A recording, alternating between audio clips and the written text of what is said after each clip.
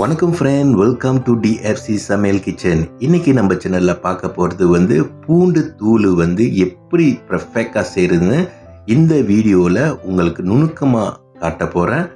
இந்த பூண்டு தூள் இல்லாட்டி கார்லிக் பவுடர்னு சொல்லுவாங்க. இது எல்லா சமையலையும் நம்ம பயன்படுத்தலாம்.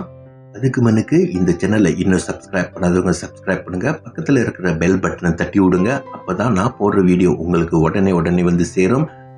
இந்த கார்லிக் பவுடர் செய்யறதுக்கு என்ன பொருட்கள் தேவை, அதை எப்படி செய்யலான்னு வாங்க இந்த வீடியோ தொடர்ந்து பார்க்கலாம். இப்போ இந்த கார்லிக் பவுடர் செய்யறதுக்கு நான் 1 கிலோ பூண்டு எடுத்து வச்சிருக்கேன். முதல் ப்ராசஸ் ஏற்கனவே எடுத்து வச்ச பூண்டை நல்லா தண்ணியில் அலசி குறைஞ்சபட்சம் ஒரு 3 வாட்டி நல்லா அலசி சுத்தப்படுத்தி எடுத்து வைங்க. இப்போ பார்த்தீங்கன்னா இந்த பூண்டை 3 வாட்டி அலசி நல்லா சுத்தப்படுத்தி எடுத்து வச்சுட்டேன். அதுக்கப்புறம் இந்த பூண்டை பாதியாக வெட்டுங்க, அப்படி இல்லாட்டி ஸ்லைஸாக வெட்டுங்க. அப்போ தான் இந்த பூண்டு நல்லா காஞ்சி வரும். இந்த பூண்டை வெட்டாமல் காய போட்டிங்கன்னா அதில் இருக்கிற ஈரத்தன்மை முழுமையாக காயாது. அப்போ நம்ம அரைக்கும் போது அது நல்லா பவுடராக நம்மளுக்கு வராது. இந்த பூண்டை காய வைக்கிறதுக்கு நான் டீஹைட்ரேட் வைக்கிறேன். ஏன்னா மழை காலமாக இருந்தாலும் பிரச்சனை இருக்காது.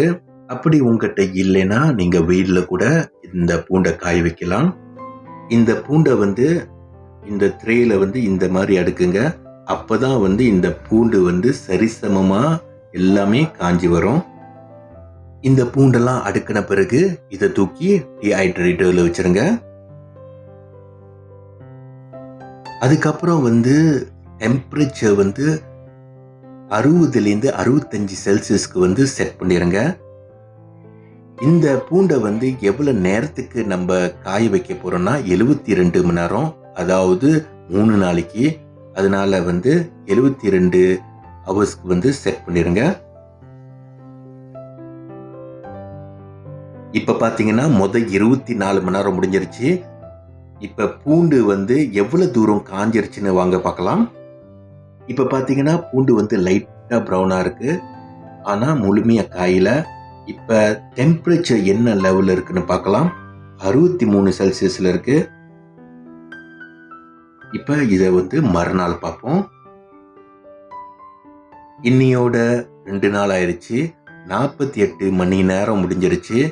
இப்போ பூண்டு எவ்வளோ தூரம் காஞ்சிருச்சுன்னு வாங்க பார்க்கலாம். இப்போ பார்த்தீங்கன்னா முக்கால்வாசி பூண்டு ப்ரௌன் ஆயிடுச்சு, ஆனால் முழுமையாக காயில. டெம்பரேச்சர் செக் பண்ணி பார்த்தீங்கன்னா 62 செல்சியஸில் இருக்கு. இப்போ இதை தொடர்ந்து காய வச்சு மறுநாள் பார்க்கலாம். இன்னையோட 3 நாள் 72 மணி நேரம் முடிஞ்சிருச்சு. இப்போ பூண்டை பார்த்தீங்கன்னா நல்லா காஞ்சி வந்துருச்சு. இப்போ இந்த பூண்டு நல்லா காஞ்சிருச்சுன்னு எப்படி நம்மளுக்கு தெரியணும்னா, இந்த பூண்டை இப்படி உடைச்சி பாருங்க. சுலபமாக உடஞ்சிச்சு, இந்த மாதிரி சத்தம் கொடுத்துச்சுன்னா இந்த பூண்டு நல்லா காஞ்சிருச்சுன்னு அர்த்தம். இப்போ காய வைக்கிற ப்ராசஸ் முடிஞ்சிருச்சு. இப்போ காஞ்ச பூண்டோட வெயிட் எவ்வளோ இருக்குன்னு பார்க்கலாம். இப்போ பார்த்தீங்கன்னா 1 கிலோ பூண்டை காய வச்சு நம்மளுக்கு கிடைச்ச காஞ்ச பூண்டோட வெயிட் 350 கிராம். நெக்ஸ்ட் ப்ராசஸ் அரைக்க போகிறோம். இப்போ காஞ்ச பூண்டு எல்லாத்தையும் எடுத்து கிரைண்டரில் போட்டு இது பதமாக தூளாக அரைச்செடுக்க போகிறோம். முக்கியமான விஷயம், பூண்டு காஞ்ச கையோடே உடனே அரைக்கக்கூடாது. பூண்டில் இருக்கிற சூடு ரூம் டெம்பரேச்சர் வர வரைக்கும் வெயிட் பண்ணி தான் நம்ம அரைக்கணும். அப்போ தான் இந்த காஞ்ச பூண்டு பதமாக தூளாக அவங்களுக்கு அரைஞ்சி வரும். இப்போ பார்த்தீங்கன்னா பூண்டு நல்லா பவுடராக அரைஞ்சி வந்துருச்சு. இந்த கார்லிக் பவுடர் 1 வருஷம் வரைக்கும் நம்ம பயன்படுத்தலாம்.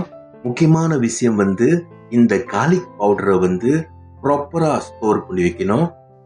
டெம்பரேச்சர் ரூம் டெம்பரேச்சரில் இருக்கணும். அதே சமயத்தில் இந்த கார்லிக் பவுடரை சக்கில் போடுற முன்னுக்கு இந்த சக்கு சுத்தமாகவும் ஈரப்பசை இல்லாமையும் இருக்கணும். அப்போதான் இந்த கார்லிக் பவுடர் நீங்கள் 1 வருஷம் வரைக்கும் நீங்கள் இந்த கார்லிக் பவுடரை பயன்படுத்தலாம். ஓகே ஃப்ரெண்ட், இந்த வீடியோ உங்களுக்கு பிடிச்சிருந்துச்சுன்னா இந்த வீடியோ லைக் பண்ணுங்க, ஷேர் பண்ணுங்க, மறக்காம நம்ம சேனல்ல வந்து சப்ஸ்கிரைப் பண்ணிக்கோங்க. அப்பதான் நான் போடுற வீடியோ உங்களுக்கு உடனே வந்து சேரும். மீண்டும் இன்னொரு புது வீடியோட உங்களை வந்து சந்திக்கிறேன். நன்றி, வணக்கம்.